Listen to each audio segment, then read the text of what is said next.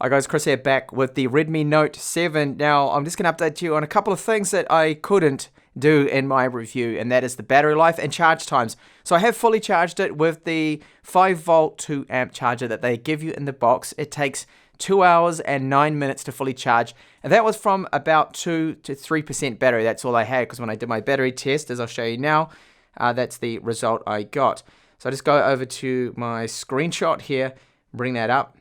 And unfortunately, I couldn't get the app stats because it powered off. It was at 2% and I caught it just in time because I was running YouTube and I was doing other things. So you can see that I got almost 8 hours of on-screen time and it went all the way down to 2%. Now, this was mostly on data. I'd say a good 60% on data. So I was a little bit more heavier on it than my typical battery test, but the display was calibrated to 200 lux. So I feel battery life, it is good. It's as good as the Redmi Note 5, the Redmi Note 6.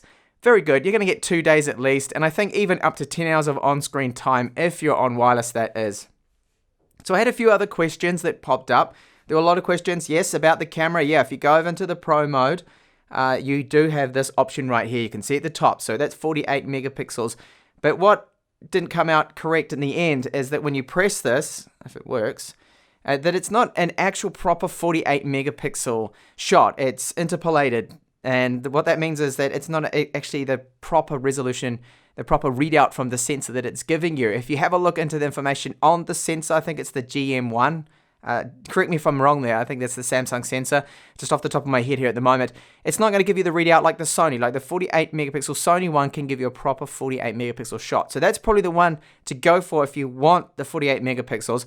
And I've done a side-by-side comparison, if you've seen my Twitter, in low light, and I can see no real difference there whatsoever when you take a photo in 48 megapixels and then the 12, you don't really see much of a difference. Now remember, this chipset, the Snapdragon 660, the ISP, which is the image signal processor, is not meant to be able to handle 48 megapixels, but if we get one of those newer Qualcomm chips, then that will make a big difference with that Sony sensor when we get the Redmi Note Pro. Now I just wanted to update you on the lag that I'm seeing sometimes. It's not like a proper lag. It's not bogging down and completely coming to a halt. It's just full screen gestures. If you go into the normal menu keys at the bottom, you won't see this, but full screen gestures does these very small micro stutters in the animation, but it is almost gone completely. It has been a problem since the Mi 8, even before that. When they brought in the full screen gestures, especially with MIUI 9, it was really bad. So overall, the performance is very good.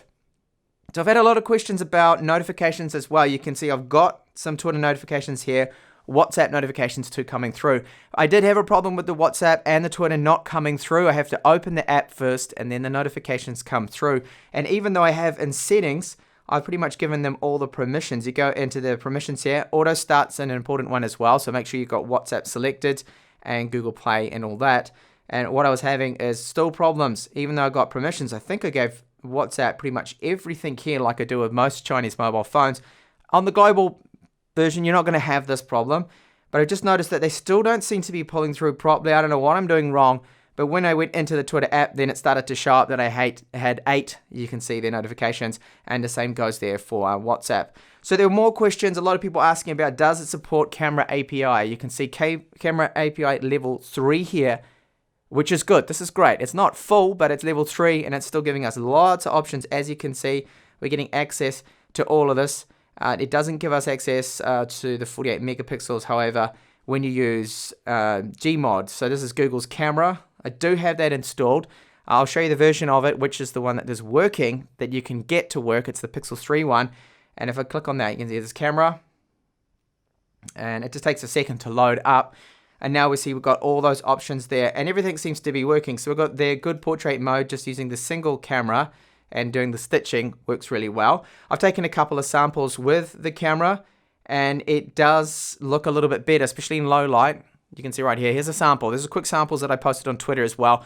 So we've got one photo taken with the stock app, and then the other one you can see, which doesn't have the watermark. This is taken with the Google camera app here, and you can see it's got less noise, especially when you have a look at the wall on the background there. You can see a big difference with that. Video mode as well, so we've got all the way up to 4K with electronic image stabilization using this, so that is working too. This is a quick sample with the Google camera, with the front-facing camera video. You can see it does have electronic image stabilization now, which is good, something that you don't get with the stock camera app. And here is a quick sample now using the Gmod, so that Google Pixel 3 camera app that's been ported over. We've got electronic image stabilization. This is 4K.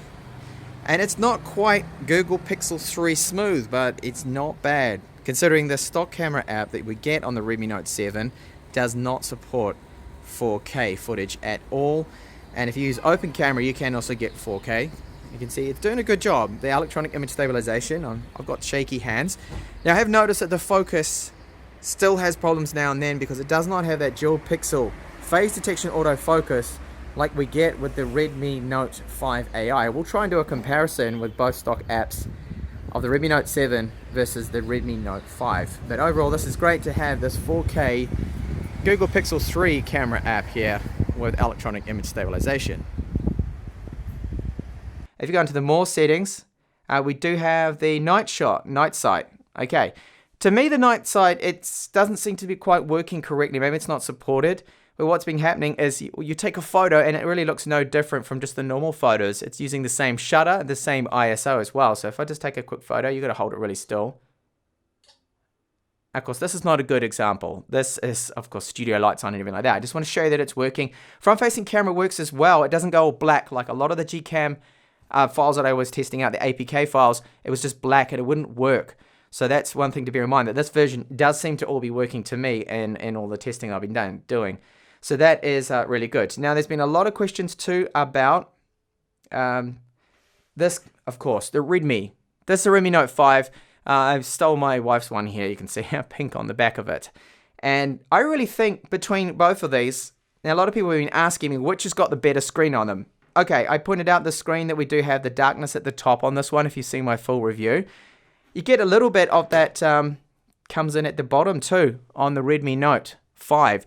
So neither of these screens are perfect, but I believe the IPS panel in this one is slightly better, okay? So this one comes out to be just a tiny little bit better, this panel overall, and when you're looking at it. Now, to the average Joe, to the person who's not a techie, doesn't look at their screens in such detail, you're probably not even going to notice a little bit of light leakage on the corners here, and then the black at the top there. You can see it now.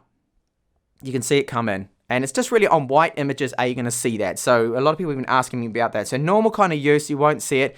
This is why Xiaomi went with this dark stock background. This is the default background, the wallpaper. That's probably why they've done that. So obviously with these two phones here, you got to remember that the front-facing camera on this one does have a flash. So the Redmi Note 5 does have a front-facing flash. Now this is something, of course, we don't get with this one because of the water-style water drop notch. There's just no room for a flash to be there on that one. Our loudspeakers sound pretty much the same, but when you look at the bottom, of course, Type-C port, and then we just got the micro USB, which is this one, of course, which is, I mean, it's fine, but this should have been Type-C to begin with anyway, that one. So if you had both of these, if you have, this phone, the Redmi Note 5, should you upgrade to the Note 7? I don't see any reason to whatsoever. Performance-wise, real-world use, if you're not looking at benchmarks, they are very similar. And really, you're not gaining anything with the cameras. I believe the better camera to be this one, the Redmi Note 5, because it does have that dual pixel phase detection autofocus, which is much better, especially you notice in lower light, the focus on this one, if you see my sample video, my review, this just keeps going in and out in low light. I will have a camera comparison, so we'll compare both of those, the new 48 megapixel Samsung sensor against the Samsung 12 megapixel sensor that's in this one. And just be interesting to note that which one's going to win. But video-wise, both of these cannot shoot 4K with the stock camera app, but then you can with applications like Open Camera there, of course. Okay, so charge times as well, this phone. So we're looking at about 2 hours and 9 minutes with the stock charger, but if you use a Qualcomm 3 charger, which I do have, I don't have a Qualcomm Quick Charge 4-spec one, this is going to take then about 1 hour and 52 minutes. So you're shaving off about 20 minutes of charge time, moving over to Quick Charge 3 at least with that. So I don't know whether that's worth it, probably not. Because that, of course, this is 18 watts and the one included is a 10-watt charger. So overall, my impression of this phone, I think the build quality compared to the Redmi Note 5, it just feels a little bit more premium because of the glass they've used on it. Very slippery too. Not to say the build quality is bad on the Redmi Note 5, but definitely if you're a Redmi 5 owner, this is the AI Chinese version. don't upgrade. I wouldn't upgrade. Don't waste your money. There's no point getting this one, I believe. And all you're really gaining is just the teardrop notch. And that is really it. It's slightly faster performance. And the camera really 48 megapixels, but interpolated. So it's not a true 48 megapixels, that one there. So that's my follow-up video. Thank you so much for watching. Battery life good. Overall, a really nice phone if you are in the market for a cheaper phone here. This, of course, is the 4GB 64 eMMC 5-spec one that I have here. And yeah, it does come recommended from me. Good phone, but yeah, no upgrading. Don't upgrade from the 6 or the the A2. The Mi A2 as well is another one that I wouldn't upgrade to for this because it's not really an upgrade. All right. Thank you so much. Please like and do subscribe for more up-and-coming videos. Bye for now.